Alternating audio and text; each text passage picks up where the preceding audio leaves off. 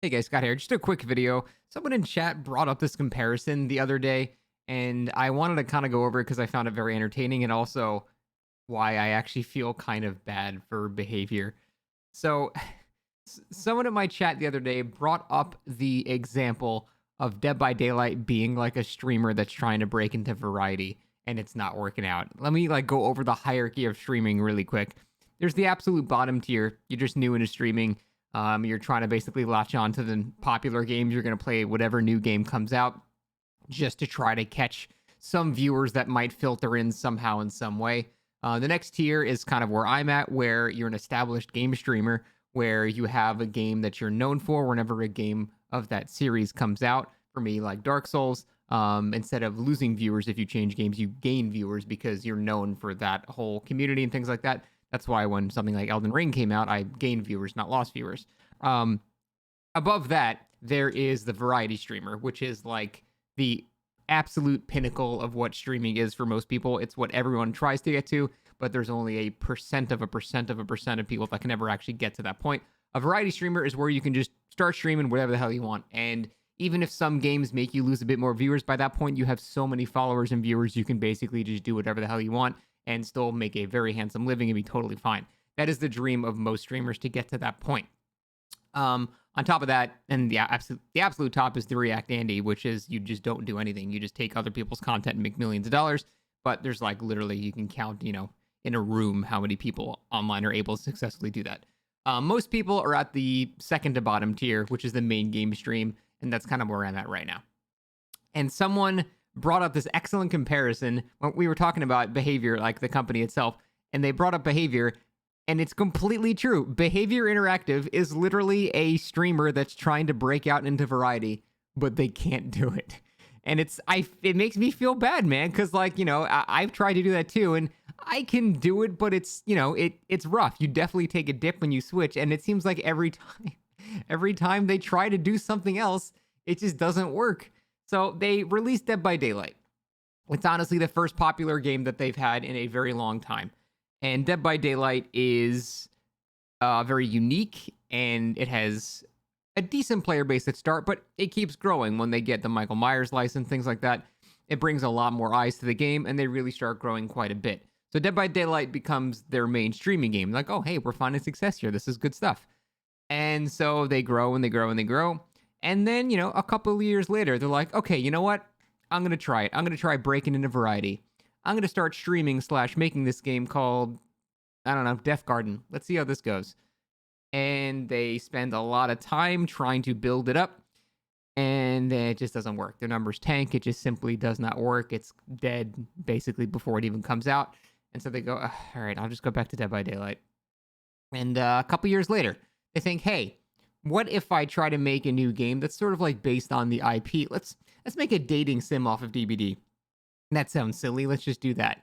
And so they do that, and because it's attached to their main game, it has a couple of players at the start. It does okay, but then again, very quickly it just sort of dies out because the only people interested are those that play their already existing main game. And so they're like, okay, well that wasn't a total loss, but it's not. I didn't really succeed at that either. And they go back to streaming DVD again, and then they go, okay, you know what? Year later, let's try something else. Let's do something different again. Let's do this thing called Meet Your Maker. Let's try that. No, dead again. Immediately, as soon as it comes out, just instantly dies. And they're like, fuck. All right, I'll go back to Dead by Daylight. And it just, man, I've been there. I understand that. And I just wanted to, it was such a good comparison that someone brought up in chat. Because they literally are. They're a streamer that's trying to break into variety, but they cannot do anything else. They're stuck with Dead by Daylight. Pretty much the entire company of Behaviour Interactive is contingent on Dead by Daylight existing. If DBD doesn't exist, their profits go down by an order of magnitude that they're going to have to lay people off. In fact, during the pandemic and stuff like that, they hired way more people, and because DBD was doing so well, if DBD ever starts tanking, they're just going to have to lay so many people off because the entire company, this is really not an exaggeration, like the whole company hinges on DBD, and there's like 1,000 people in that company.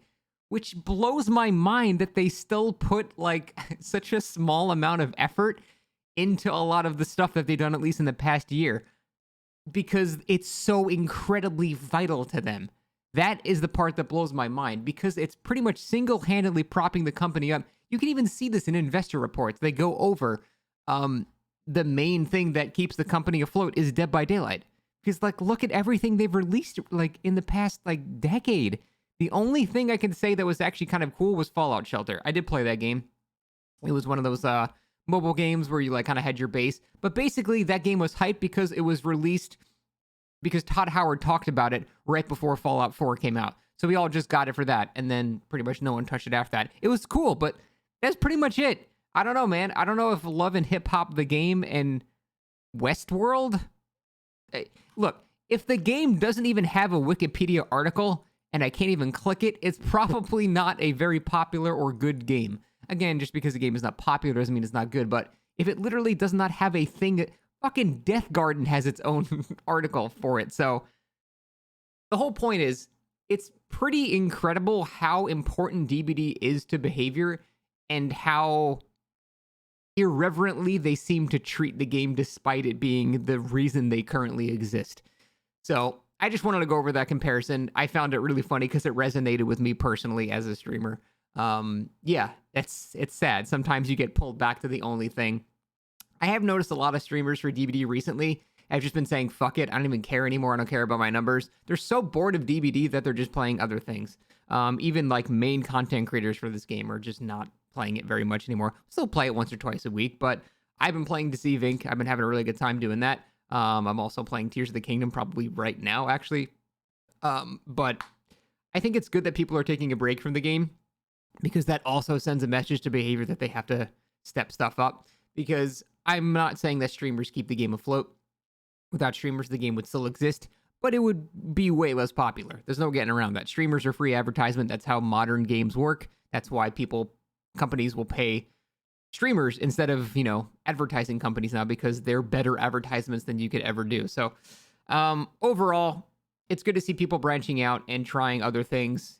It's sad when it doesn't work, especially in the case of Behavior. I want them to succeed at something else that would be nice for them, but they just can't seem to do it. So I'm glad everyone else is taking a break. It's healthy for everybody. So that's why DBD content has been kind of just stagnating kind of recently. But we're all hoping the anniversary is going to be something good. Surely they won't do 3 bad chapters in a row, Copium. But that's pretty much it. I don't want to talk about that funny comparison. Thanks for watching. See you next time.